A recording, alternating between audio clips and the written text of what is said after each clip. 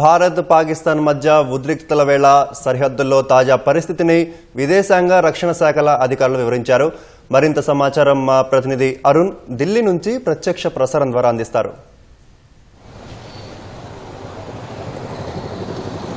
Thank you.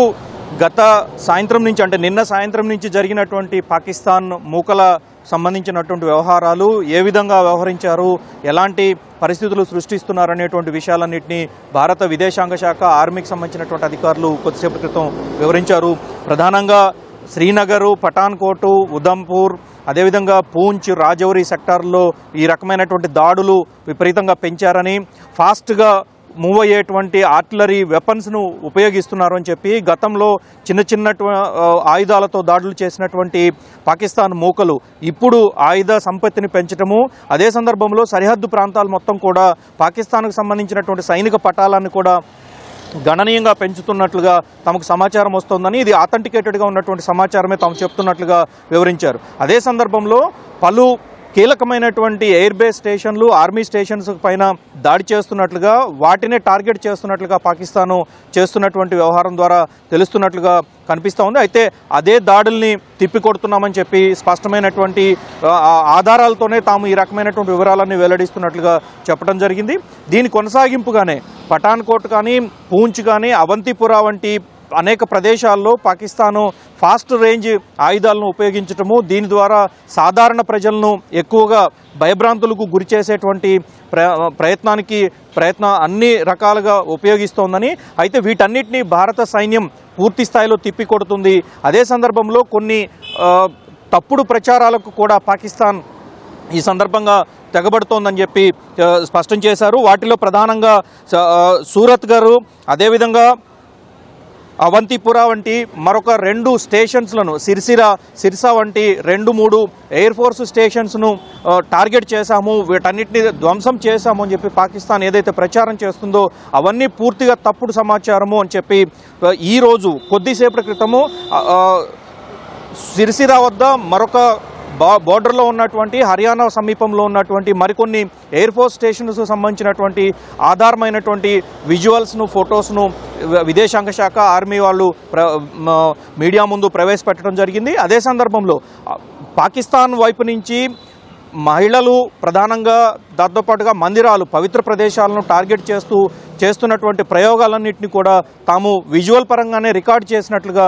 స్పష్టమైనటువంటి ఆధారాలను ఈరోజు విదేశాంగ శాఖ ఆర్మీ బయటపెట్టారు. అయితే ఈరోజు తెల్లవారుజామున 1 గంట ప్రాంతంలో ఒక ప్రదేశంలో మాత్రం పెద్ద స్థాయిలో బాంబుల ప్రయోగాలు, మిసైల్ ప్రయోగాలు చేశారని చెప్పి ఆర్మీ స్పష్టం చేసింది. ప్రధానంగా శ్రీనగర్ ఎయిర్పోర్ట్ను టార్గెట్ చేయడం కోసమే ఈ రకంగా ప్రయోగం చేశారని, అయితే ఈ రకమైనటువంటి ప్రయోగాన్ని తిప్పికొట్టినట్లుగానే దాంతోపాటుగా ఆర్మీకి సంబంధించినటువంటి ఆర్మీ స్టేషన్స్ కానీ, S-400కి సంబంధించినటువంటి ఏడీ వ్యవస్థలను, ఎయిర్ డిఫెన్స్కి సంబంధించినటువంటి వ్యవస్థలను వీటన్నిటిని ధ్వంసం చేసినట్లుగా పాకిస్తాన్ చేస్తున్నటువంటి ప్రచారం పూర్తిగా నిరాధారమైనది.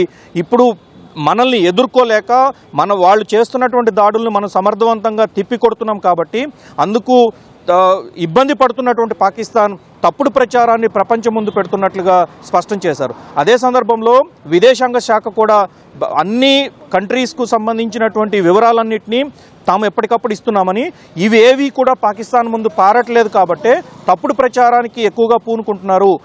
సిర్సా స్టేషన్ మీద, అవంతిపురా, అదేవిధంగా శ్రీనగర్ స్టేషన్ మీద వీటన్నిటిని ధ్వంసం చేశామని, S-400 వ్యవస్థలను ధ్వంసం చేశామని, మిగతా ఆర్మీకి సంబంధించినటువంటి అన్ని చెక్ పోస్టుల పైన తాము దాడులు కంటిన్యూగా చేస్తున్నామని, ఇది భారతదేశంకి చాలా నష్టం చేకూర్చింది అని చెప్తున్నటువంటి వివరాలు ఏవి కూడా సరైనవి కావు, నిజాలు కాదు, ఇవి పూర్తిగా నిరాధారమైనవి, తప్పుడు సమాచారాన్ని ప్రపంచం ముందు పెట్టడానికి ప్రయత్నం చేస్తోందని చెప్పి విదేశాంగ శాఖ ప్రతినిధులు చెప్పడం జరిగింది. ప్రస్తుతం సరిహద్దుల్లో ఉన్నటువంటి పరిస్థితులను ఎప్పటికప్పుడు అంచనా వేసి అప్పటికప్పుడు ఉన్న పరిస్థితులకు అనుగుణంగా తాము నిర్ణయం తీసుకుంటున్నట్లుగా ఈరోజు విదేశాంగ శాఖ ఆర్మీకి సంబంధించినటువంటి అధికారులు స్పష్టం చేశారు. మరోవైపు ఈ మొత్తం పరిస్థితి పైన కేంద్ర ప్రభుత్వం నిశితంగా పరిశీలిస్తోంది. ప్రధానమంత్రి నరేంద్ర మోదీ ఈరోజు ఉదయం కూడా ఉన్నతాధికారులు NSA అజిత్ దోవల్తో పాటు మిగతా ఉన్నతాధికారులందరితో కలిసి సమీక్ష నిర్వహించారు. అయితే ఆ ఆపరేషన్స్కి సంబంధించి సరిహద్దు ప్రాంతాల్లో ఆర్మీ ఎలాంటి ఆపరేషన్స్ చేపడుతోంది, ఎలాంటి చర్యలు చేపడుతోంది, ప్రభుత్వం నుంచి వస్తున్నటువంటి సమాచారము, అదేవిధంగా పాకిస్తాన్ వైపు నుంచి జరుగుతున్నటువంటి షెల్లింగ్ను ఏ విధంగా ఎదుర్కొంటోంది, ఏ రకమైన పరిస్థితులు నెలకొన్నాయనేది మా కొలీగు ధనుంజయ్ వివరిస్తారు. Dhananjay. Thank you Arun.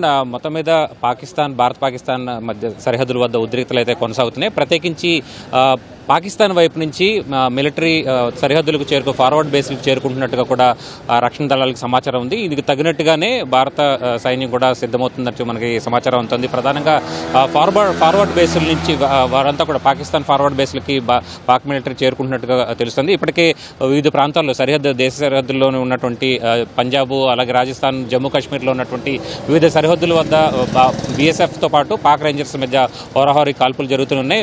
Pak Rangers చేస్తున్నటువంటి దుస్సాహసాన్ని చేస్తున్నటువంటి కాల్పుల్ని కూడా బీఎస్ఎఫ్ దళాలు తిప్పికొడుతూనే ఉన్నాయని చెప్పాలి. ప్రధానంగా వారంతా కూడా హెవీ ఆర్టిలరీ వెపన్స్ తోటి దాడులు చేస్తున్నట్టుగా కూడా రక్షణ శాఖ స్పష్టం చేస్తోంది. ప్రత్యేకించి ఇంటర్నేషనల్ బోర్డర్, అంతర్జాతీయ సరిహద్దుతో పాటు లైన్ ఆఫ్ కంట్రోల్ వద్ద కూడా ఈ దాడులు అయితే కొనసాగుతున్నాయి. గగనతల నుంచి ఈ డ్రోన్లను వివిధ దేశాల్లో, అంటే ప్రత్యేకించి టర్కీలో తయారు చేసినటువంటి డ్రోన్లని వినియోగిస్తున్నట్టుగా కూడా రక్షణ శాఖ వర్గాలు చెబుతూ ఉన్నాయి.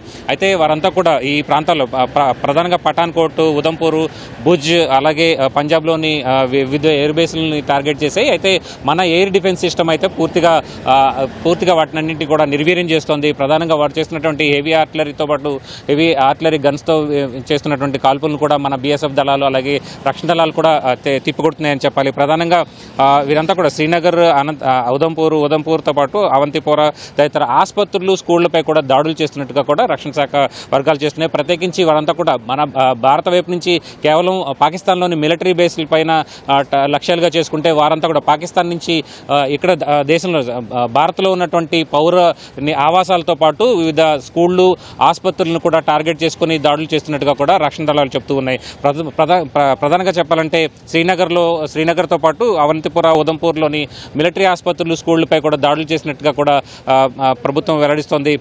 చూడాలంటే వివిధ రాడార్ స్టేషన్లపై కూడా భారత్ దాడి చేసినట్టుగా కూడా ఇప్పుడే రక్షణ దళాలకు చెందినటువంటి అధికారులు స్పష్టం చేసిన చాలా ఎయిర్ బేస్ల పైన దాడులు చేసినట్టుగా కూడా స్పష్టం చేస్తున్నారు. ప్రధానంగా సియాల్కోట్ ఎయిర్ ఫోర్స్ స్టేషన్ పైన మన యుద్ధ విమానాలు దాడికి పాల్పడినట్టుగా కూడా మనకి స్పష్టం చేస్తోంది. అయితే వారంతా కూడా పాకిస్తాన్ అయితే ప్రధానంగా ఈ దాడుల నుంచి తప్పించుకోవడానికి పౌర విమానాలని షీల్డ్గా వాడుకుంటుందని చెప్పి కూడా ఇటు భారత విదేశాంగ శాఖ, భారత ప్రభుత్వం స్పష్టం చేస్తున్నాయి. ప్రధానంగా ఈ దాడుల నుంచి భారత వైపు నుంచి దాడులను అడ్డుకోవడానికి, భారత వైపు నుంచి దాడుల నుంచి రక్షణ పొందడానికి పౌర విమానాలని, అంతర్జాతీయ విమానాలని షీల్డ్గా పాకిస్తాన్ వాడుకుంటోందని చెప్పి కూడా రక్షణ శాఖ స్పష్టం చేస్తోంది.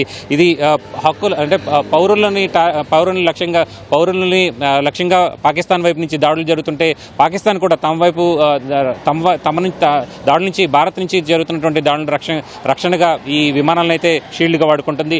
అయితే ఒకవైపు ఈ యుద్ధంతో పాటు వాళ్ళ తెల్లవారుజామున వరకు కూడా వివిధ ప్రాంతాల్లో, సరిహద్దు ప్రాంతాల్లో పాకిస్తాన్ వైపు నుంచి దాడులు కొనసాగుతూనే వివిధ డ్రోన్లు దాడులకు తెగబడేందుకు ప్రయత్నించాయి. అయితే మన ఎయిర్ డిఫెన్స్ సిస్టమ్ పూర్తి స్థాయిలో దాన్ని అడ్డుకుంటోంది.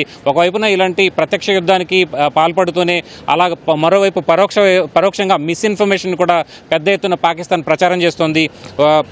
ప్రధానంగా ఉదంపూర్, సూరత్ గారు, అలాగే సిర్సాతో పాటు సూరత్ గారికి చెందినటువంటి ఎయిర్ ఫోర్స్ స్టేషన్లపైన దాడి చేసినట్టుగా, అలాగే S-400 సంస్థనటువంటి వ్యవస్థని నాశనం చేసినట్టుగా పాకిస్తాన్ వైపు నుంచి చేస్తున్నటువంటి దుష్ప్రచారాన్ని కూడా ప్రధానంగా ఎంఈఏ వర్గాలైతే స్పష్టం చేశాయి. ఈ దుష్ప్రచారాన్ని ఎవరు నమ్మొద్దు, అలాగే ఆందోళన చేయొద్దని కూడా మన భారత వర్గాలు చెప్తున్నాయి. అయితే భారత్ వైపు నుంచి పూర్తిగా మిలిటరీ స్టేషన్లపైన దాడి చేసేందుకు ప్రయత్నాలు చేసినప్పటికీ కూడా దీన్ని ఎస్కలేట్ చేసేందుకు పాకిస్తాన్ ప్రయత్నిస్తోందని చెప్పి కూడా వీరంతా కూడా చెప్తున్నటువంటి పరిస్థితి, భారత ప్రభుత్వం చెప్తున్నటువంటి పరిస్థితి. ఎల్ఓసి వద్ద అయితే ప్రస్తుతం ఉద్రిక్త పరిస్థితులు కొనసాగుతున్నాయని చెప్పాలి. ప్రత్యేకించి ఆసుపత్రులు, స్కూళ్లపైన ఈ పాకిస్తాన్ లక్ష్యంగా చేసుకుని దాడులు చేస్తుంది. అలాగే వివిధ రిలీజియస్ సెంటర్స్, అంటే ధార్మిక కేంద్రాలు, సిక్కులకు చెందినటువంటి ధార్మిక క్షేత్రాలపైన, గురుద్వారాలపైన దాడులు చేసేందుకు పాకిస్తాన్ ప్రయత్నం చేస్తుంది. అయితే మన ఎయిర్పోర్ట్ జెట్స్ కూడా సియాల్కోట్ పైన దాడి చేసేందుకు ప్రయత్నించాయి.